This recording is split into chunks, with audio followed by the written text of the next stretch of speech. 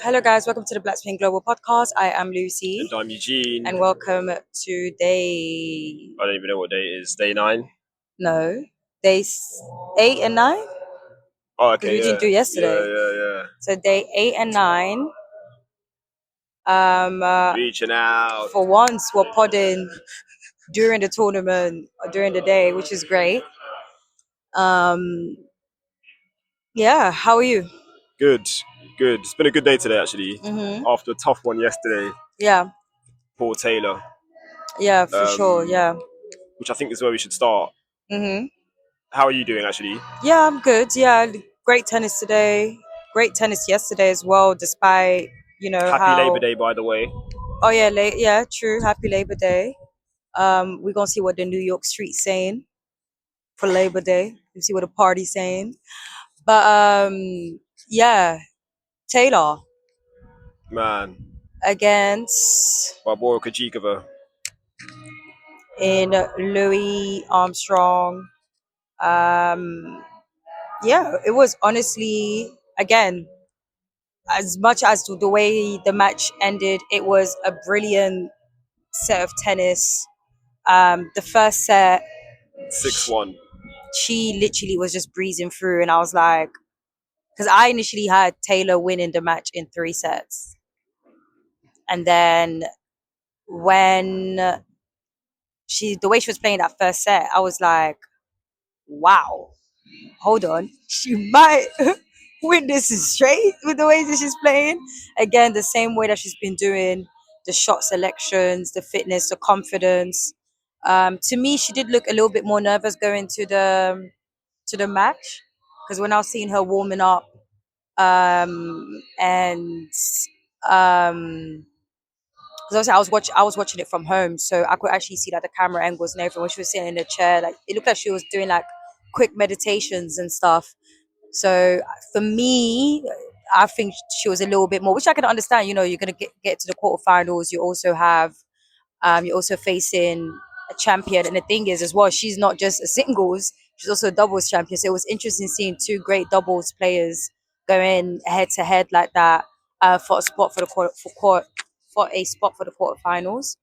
But obviously, everyone is talking about the tie break during that second set, which was brazy.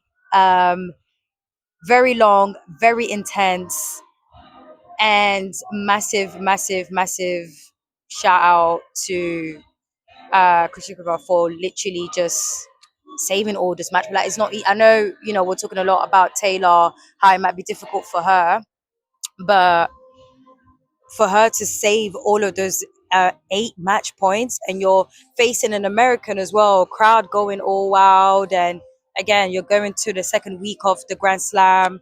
It's a lot, but that tiebreak was just a fun set of like tennis. Honestly speaking, I really enjoyed the entire match. For me, was really fun, but that specific tiebreak was great. What do you think? Yeah, no, the atmosphere was amazing. Like, and we've said it a few times since being here, Armstrong is a special stadium. And I feel like, obviously, Taylor's match before this round was on Ashe, obviously, where she beat Mira Andreeva. And yeah, like, I don't know about her being nervous. I guess, yeah, her kind of this being her first 4th round, second actually. She did reach the 4th round in 2019. So we've got some kids trespassing in front of us, which is quite funny. They're just being told to get off the grounds, which is quite funny. Or get off the court even. But anyway, yeah.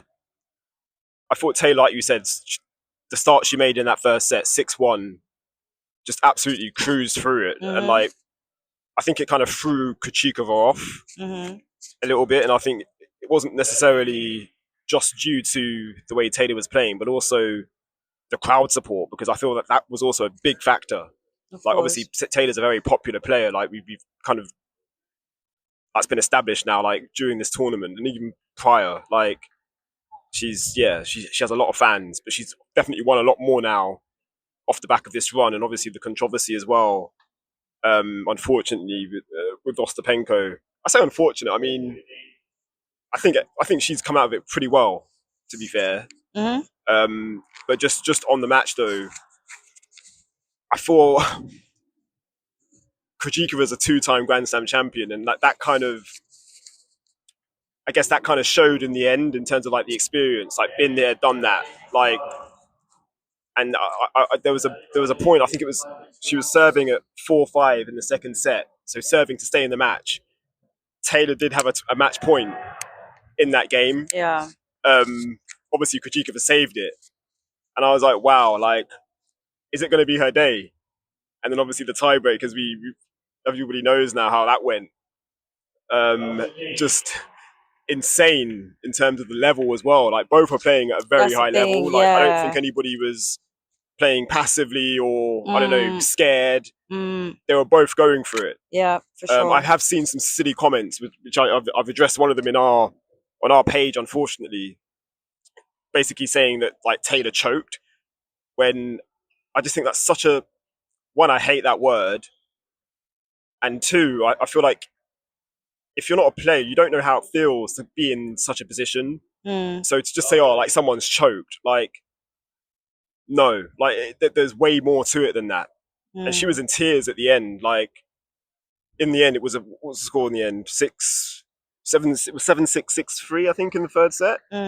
So yeah, Krejcikova did win that third, and Taylor was distraught and quite rightly so. Like, of course, very understandable. But what I do love about Taylor, Lucy, is just how she's able to just like bounce back. So impressed. I was worried, thinking, oh, what kind of mood is she going to be in? And like she literally came in, obviously, like she had a smile on her face. Yeah. She did crack a joke, and then it was like basically she was just kind of back into.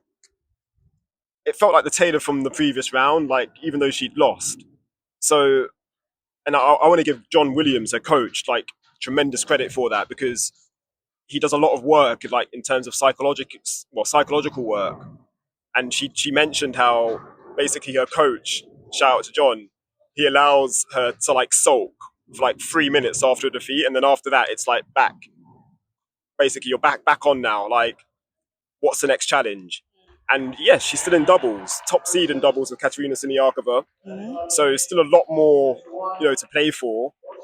And again, she kind of mentioned that in press as well, like just saying how my biggest takeaway from the press conference, Lucy, is the fact that she's hungry to play more singles. She said she's right where she needs to be, which is what we posted on our socials. Saying that she's got the game to beat, the top 20, top 10 in the world. Like, literally beat a Grand Slam champion en route to the fourth round, nearly beat another one in the fourth round, beat a world number 5 in Mira Andreeva in the third round. Like, her singles game is up there. And I'm so happy to see that and to hear that she's basically looking, or she cannot wait to basically play more singles. She was like, she looked at the schedule and was like, when am I next going to be on the singles court? So obviously that's going to be in Asia. Yeah. She still has work to do here in terms of doubles. But I think what's fun is that her doubles talent is actually even helping her with the singles exactly. well. So like, I feel like that's what happened this run.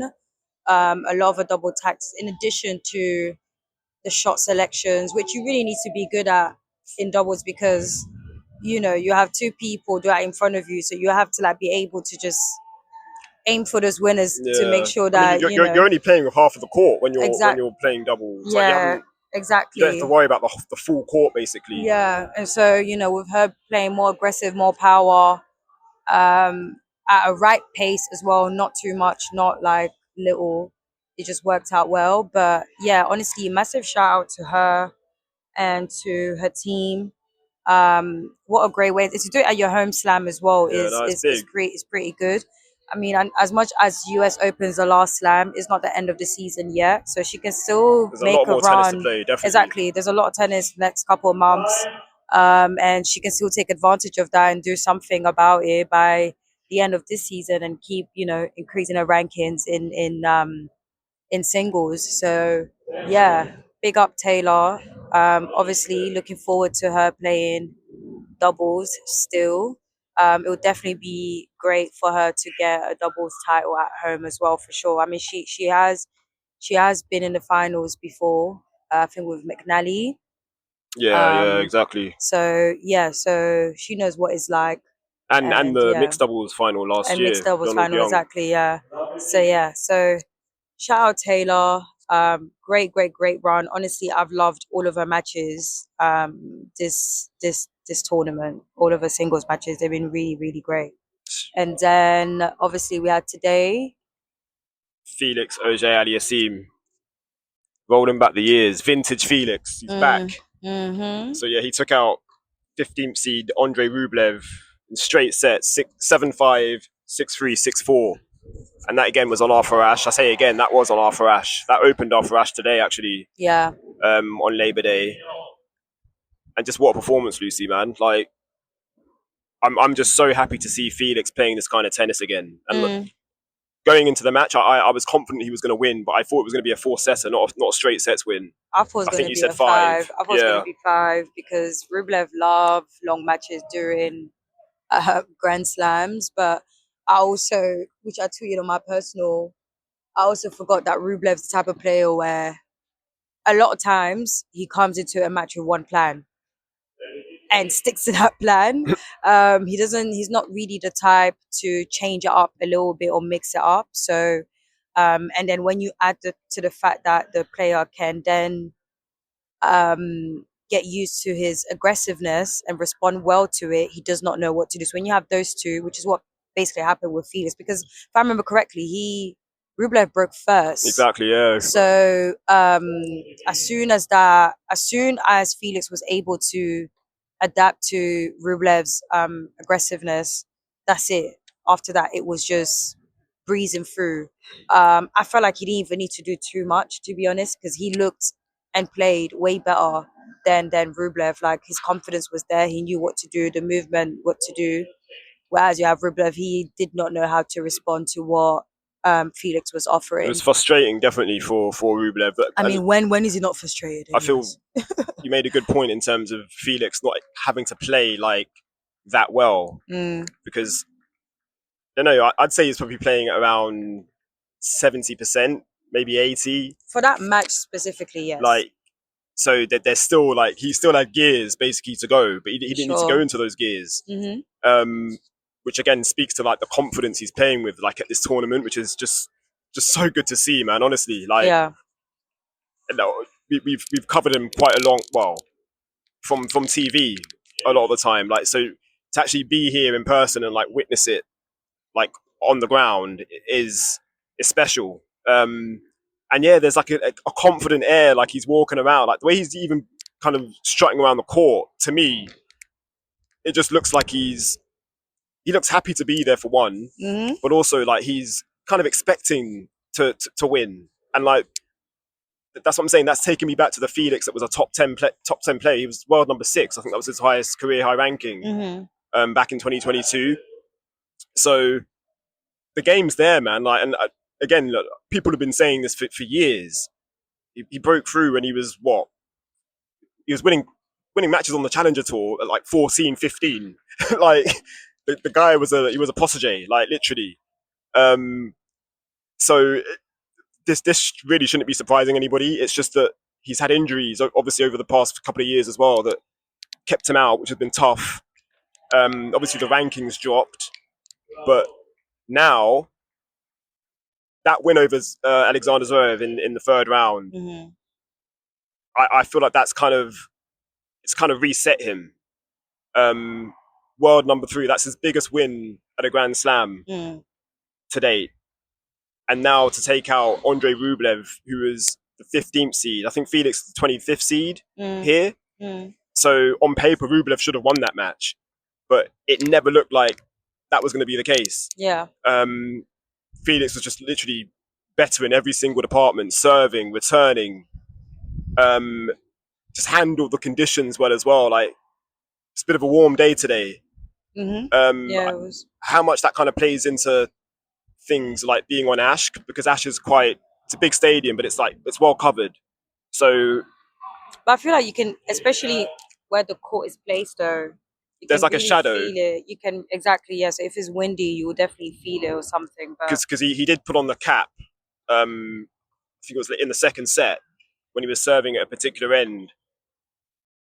So I guess that you could say that was or could have been a factor, but he handled it well. Like, yeah, just basically dealt with all the kind of issues Rublev was kind of dishing out at him. Not that there were not a lot of them. But yeah, going into the match, similar to Zverev, the head-to-head was pretty one-sided against Felix. I think Zverev it's 7-1 or was 7-1 going in against Rublev. I think it was 6-2. So similar in terms of like the one-sidedness of that, and I put that to Felix in press afterwards, and this is what he said. Not really, because it's different. Like, you can lose, but there's different ways of losing. Like, obviously, the first times I played these guys, they were a bit older than me, and I was coming in, I was not the better player. So it's kind of like, okay, I would lose, but I would feel like, okay, I still just need to improve. And then once I got to like the similar level than them, sometimes they were just close matches where one time I lost, he saved match points against me. One time I was up like 4-3 with a break in the third set, lost. So he's been tough. Like with me again this year in Doha, we played 7-6 in the third for him. So we've always had like tight matches. So I just know that my level is there with him. I know like the ways to win. It's just about like, doing it until the end so he doesn't come back. So yeah, that was Felix talking about the head-to-head. I do find it interesting like when players kind of express the fact that it's not something they really think about. And he did make a good point about basically the times he'd played them in the past, like he was kind of catching up, whereas now his level is pretty much there, like with them. So yeah, just great to see him playing this kind of tennis, and very, very happy to see that his next opponent's going to be Alex de Minaur, who the head-to-head is actually, I think it's 2-1 in Felix's favour. So makes a change. Although de Minaur is a top 10 player, I think he's world number 9 at the moment.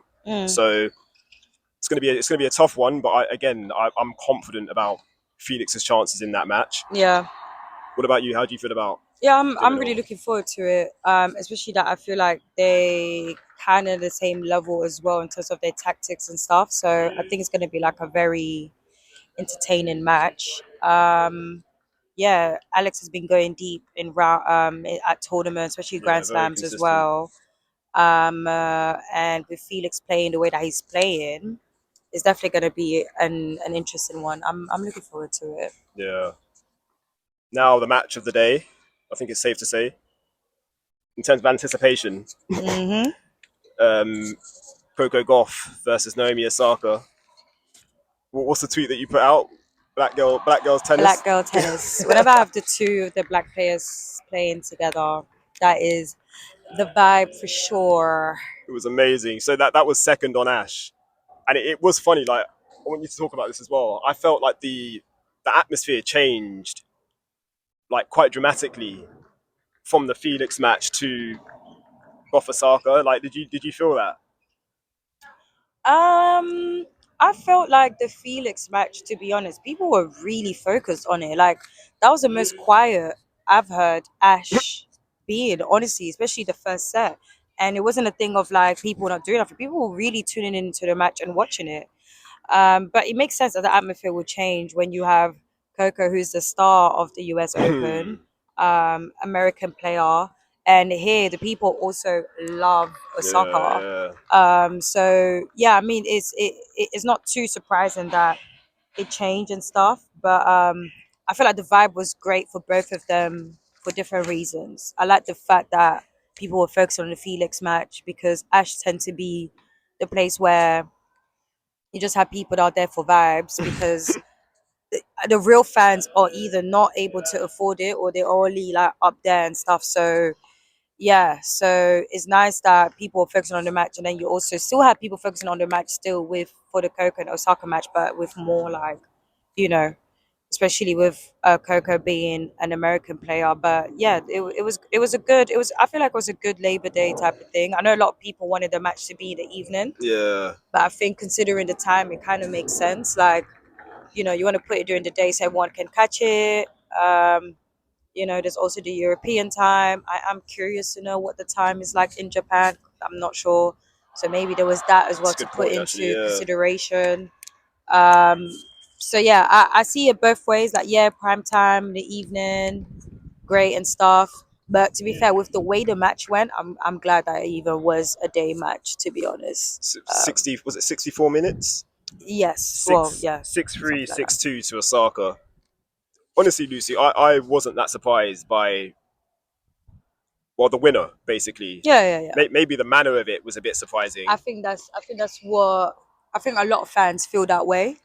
but again, I feel like going in, I expected Osaka to win just because of the form she's in, Exactly. carrying on that form from Montreal. I think we spoke about it on the previous pod. Like, she's playing with a lot of confidence right now. Mm-hmm. And again, there's an air to her, like, where she's, I don't know, she's just going onto court, and it feels like she's just expecting to win matches, like she was when she was winning Grand Slams. Yeah, This is pre becoming a mother, basically, and yeah, it's like she's kind of finding that like source again, essentially. Like, yeah. Literally, press. That's all they were asking about. But I'm curious to know. I don't. I don't feel like you could just get up and just be like, right, okay, yeah, that's it. I'm gonna start being positive. I'm curious to know what's the progress. How did she get to that point? Has she changed up a routine? Um, is her psychologist telling her, or her mental coach telling her different things? Do they have like a different progress? she kind of Something. she kind of alluded to it, saying how like she visualizes like being in certain positions or places. So I think that kind of speaks to that a little I thought bit. she was talking about more of a tactical in that aspect. No, not necessarily. She was saying, like, in terms of getting back to where she was, Mm. like, saying that, yeah, like she No, kind of expected to. I get that, but I'm still curious to know like what else, like what are the things that she's doing for her to, because I feel like when you're working on your mental, there are some things that you need to work on, do something actively to feel that way Okay, mentally. yeah. So I want to know what I would love to know like what it's like. But either way, it's great to see because we saw it during Montreal. And even before, I know people always go back to Montreal, but even before Montreal as well, there's been a lot of times where she's played and Showing signs. yeah, and when she's comfortable, she's playing well. Hence why there was a lot of us are always saying she lost that match because of the mental thing, not necessarily a physical thing. It was because of things like that. We're Yeah, not saying that yeah, she's that mentally weak. It was more of a thing of like when she's not really up for it, it translates to her game, and when she is, it translates to her game as yeah, well. yeah. But in terms of how she played today, it was just she was in control, and it was very difficult for Coco to catch up. But speaking of Coco, I do think that's definitely the each round she was getting better and better, and I feel As in like Coco. yeah, Yeah, and I feel like with Coco, a lot of times that's what happens with her. Like each round she gets better and better. kind of plays her way in. Exactly. Like she was serving better this time. She was trying to return well. I think today her serve was actually better than her return. Yeah, yeah, So, which yeah, is like, and she laughed about that as well during press. But I exactly. think, to go back to your point as well, the match. Well, the first set, I was there for the first set. I left after the first set to go to Felix's press, but it was Osaka that settled quicker. So she was the one that was kind of more dominant at the start, and then Coco kind of found her footing Yeah. maybe 2 or 3 games into the match. Mm-hmm. And then after that, there were some really nice rallies. There Like, were, yeah, and it's funny because I was saying I feel like it's gonna be something like that where we will get really nice rallies into it. I do think if Coco got one break in that second set, maybe the second set would have gone a bit differently, maybe a bit longer. I'm not saying okay, she would have won the match, but who knows? I think it probably got into a tie break or something because I think it would have given her that push. okay. But she was really struggling to break Osaka. But I definitely agree. You could tell that she was slowly getting her groove, but the thing is, it was too slow. Whereas you have Osaka who was ready, Yeah, yeah, just go, and go, go, go. yeah, exactly. But again, she was moving well. Um, and yeah, I feel she was just good. Honestly, she was just comfortable on on the court. Even when she was making mistakes, she wasn't like too much on herself. Whereas you had Coco, who was really like kind of like down when she was making mistakes. She was going, looking at her box a lot and stuff. But in all honesty, Eugene, I am glad. I'm not sad at all that she's lost. In all honesty, like for me, I was really worried when she got emotional on the court. I really think that After that was the first round match. Was it first or second round? First, it was after the first, I believe. I can't remember, but anyways, but yeah, yeah. I just feel like it's just been a lot on her. I really think Coco needs like a good break. Not like a break of like, oh, things gone back, but just a break because she's been hustling since she was 15. She's been working really hard for a very long time. But again, she's won a slam. She tried to change like her motion, like in the middle of a slam as well. And she even said it herself, she puts a lot of pressure on herself. So I hope she just takes this US Open more of like a learning lesson type of thing. Like, listen, you've done the best that you could, especially for your age. You've ended the season with, you're still ranking really high. You're still a threat to a lot of these competitors, and you won a Grand Slam that a lot of people haven't. It's been a great year. It's been a great, exactly. Like, it's only been like post. And the things, when you look at all of her Slam runs, only Wimbledon's the one where it's been like, she's made second week in all of them. Australian Open, she was so close. French, she won it. Wimbledon didn't go as well, but even that, we know it's all about the schedule as well. Like, it was so tight, especially considering that she made it to 2 finals, that she was literally just winning back to back. And then, she made the second week home slam, so which she already won as well. So yeah, it is what it is, man. But I do wish we had a little bit more from the match as a whole. But I'm definitely looking forward in the future for like, I can't wait for like a very, like, we have on form Osaka, that's what I was gonna say. on form exactly. Coco, both playing at a high level. At a high level. If we ever get that type of match, mate, it will be like the match of the season of that season, whenever that's going to happen. We know that for sure. No, that's well said. Both great players. I again very impressed with Coco post-match press. Like, again, she wasn't down or like miserable, like quite upbeat, and I just love seeing that from a player who's just lost, like, because it's going to be pretty devastating. Home slam, she's won it before. Like you said, the weight and expectations on her. But I loved an answer she gave to a question, basically saying about what was different about losing this year compared to last year. And this is what she said. Yeah, I mean, my goal going into the tournament this year was not to lose the same way that I lost last year. And I don't remember how many doubles I hit in my match against Emma, but it was definitely in the double digits. So I didn't do that today. And yeah, I mean, it's been a tough, I think, post-French Open for me, for sure. And I know the improvements that I need to make, and I feel like I'm like making the right decision by making them. I wish I had more time between this tournament and Cincinnati, but that's the cards that I was given. And I don't know, I think today when I walked on the court, and I don't know, I feel like I put so much pressure on myself at my age at 21, and I realized like how much the girls on tour are being successful at like 25, 26 at those ages. So I think for me, it just gets me excited to realize if I have like 4 more years of just working as hard as I am right now and actually doing the right things, like where my game could be. And it has obviously improved in the last 4 years from 4 years ago to now. So I think if I can make that same jump of improvement, it's a lot to be excited for the future for. So yeah, just a great answer. Like, and again, it's something we always touch on. She's 21 years old. Like, she's literally just starting out. She's achieved a hell of a lot at 21. Which she even said herself. Like, she was like, when I look at the others at 25, 27, and this is it. So this is where I'm at 21, and she's done more at 21 than what those people have done at 21. Incredible. So again, keep your head up, Coco, and just, shouts out to you, because there's a lot to be proud of. For sure.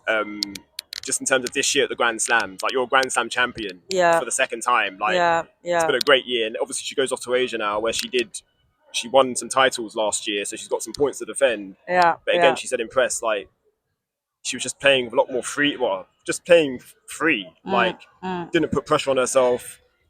And it looks like she's going to basically look to do the same this year. During that Asia swing, she will have some time off actually, which is good. Yeah. So between now and Beijing's her next tournament. So that is going to be nice for her to like just take some a time out. off and also do some training. She did say she's going to do some training blocks block as well. Exactly. So this will give her time to really practice the new service motion as well, so which is great. But in terms of Osaka, there was a post that US Open did where it's like anytime she's made it for the quarterfinals at Grand Slam, she's won. Are we tempting fate? I'm not gonna lie, when I saw that, I was like, guys, don't jinx it. But it's incredible that she's been able to come back. I mean, I know some of you guys doubted her. I didn't doubt her. I just felt like she just needed more time. Yeah. That's it. I do, because I think when she came back from maternity, she was trying to rush the process. And it's like, but it shows you how hungry she was. And it goes back to what I was mentioning about watching a documentary and remembering how much of a hard worker she is. And how much she really wanted this, and that's what it was. Like, she just came back, she's like, okay, I want to win this amount of Grand Slams and do this and do that and da-da-da-da. Yeah, if I don't win it, I'm gonna retire. Do you get what I mean? So it was all of that, but she's taken her time. You know, her ranking has gone up, and when Osaka is playing well, it is so, like, it's just great tennis. Like, when I see her playing like this, it just reminds me, like, this is who I was watching years ago and was like, who is this girl? What is happening here? But yeah, fantastic match and level from her. She is facing Karolina Muchova, who she lost to last year. Very interesting. Different match though, man. Different match, different level. And again, like I used to say last year, and she's even saying it now herself, where, like, you know, when she's playing against these players, she is motivated. So I think she's coming into that court thinking, I need to get my lick back. You took that away from me last year. You didn't allow me to wear my outfit longer, because that did hurt her. She was like, I wanted to wear my outfit longer. So she's getting her lick back with her 4 Labubus of Althea Glitterson, I think. Today's one, that was cute. Yeah, love that.